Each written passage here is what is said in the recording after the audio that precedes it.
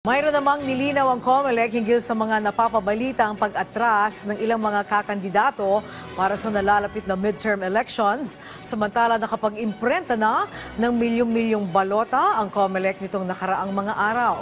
Si Luisa Erispe sa sentro ng Balita Live. Angelique, walang magiging pagbabago sa mga iniimprentang balota sa ngayon. Yan ang nilinaw ng Commission on Elections sa gitna ng issue ng mga umano'y pag-withdraw o pagbawi ng kandidatura ng ilang mga tatakbo para sa national at local elections. Ngayong araw, usap-usapan ang di umano'y pag-withdraw o pagbawi ng kandidatura sa pagkasenador ni dating Governor Ilocos Sur na si Chavit Singson. Nilinaw ng Commission on Elections, wala pa silang natatanggap na anumang pag-atras mula kay Singson. Pero kung talagang may planong mag-withdraw si Singson, dapat anya, personal itong magpunta sa COMELEC office. At kung matuloy man ito, nilinaw din ng komisyon na hindi maaalis ang pangalan niya sa balota dahil nagsimula na ang pag-iimprenta noon pang nakaraang linggo. Kaya nga lamang nakaprinta ang pangalan sa balota and therefore hindi na namin ito matatanggal sa kasalukuyan. Pero dapat maging maliwanag sa lahat. Pag mag-withdraw ang isang kandidato, dapat personal siyang pupunta sa opisina kung saan na-file ang kanyang Certificate of Candidacy. Sakali naman anyang makakuha pa rin ang boto si Singson kapag siya ay nag-withdraw, ay ituturing na itong stray votes ng COMELEC. Bukod naman kay Singson, isa rin sa pinag-uusapan ngayon ang di umano'y pag-alis naman sa balota ng pangalan ng kalaban sa pagkakongresista ni House Speaker Martin Romualdez sa unang distrito ng Leyte. Pagliliw ng COMELEC, wala ang pangalan ng kalaban ni Romualdez dahil hindi naman siya natanggap na rehistradong botante ng Leyte, kaya automatic kung kinansela ang pagtakbo sana niya bilang isang kandidato.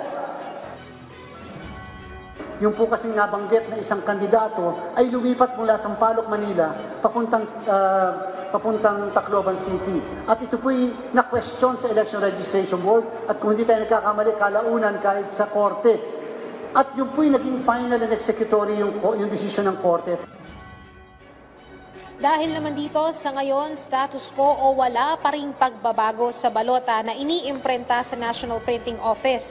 At kahit sa mga humihingi pa ng temporary restraining order sa Korte Suprema na mga nadiskwalipikang kandidato, hanggat walang inilalabas ang mataas na hukuman na TRO, walang magbabago sa balota. Sa huling tala naman ng COMELEC, milyon-milyong balota na ang naiimprenta nila mula noong January 6. Katunayan, natapos na nila ang mga balota para sa overseas voting, local absentee voting, BARM parliamentary elections at test ballots para sa gagawing mock elections sa Sabado.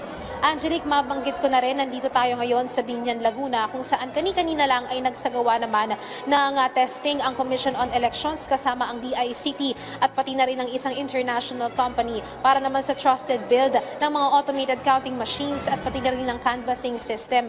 At lumabas, naging matagumpay itong ginawa nilang testing at lumalabas na handang-handa na ang mga makina pati na rin ang consolidated canvassing system para sa magiging halalan sa May 2025. Angelique. Okay, so sinabi mo magiging stray voting yung mga votes na ibibigay sa mga taong nag-back out, ano? Paano na yon kung marami-rami yon?